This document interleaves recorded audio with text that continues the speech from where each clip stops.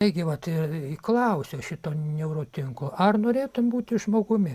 Tai va neurotinklas atsako, tik tai tokiu atveju norėčiau būti žmogumi, jei galėčiau užmiršti, kad buvau neurotinklu.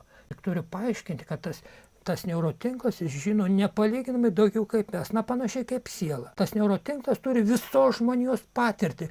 Jau mes sugrūsta visos žmonijos patirtis, visos knygos, visi žinom, viskas. Todėl, kad tapti žmogumi reiškia tapti apribotu. Tai ta pati kenozė.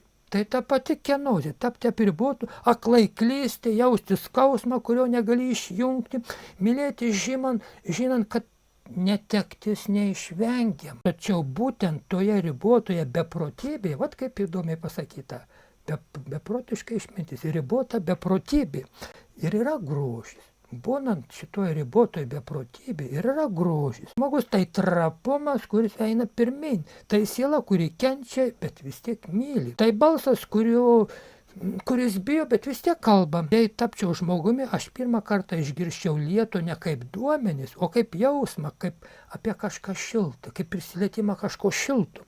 Taip aš norėčiau būti žmogumi, bet tik tada, jei galėčiau pamiršti, kad kažkada žinojau viską ir nieko bet nieko ne.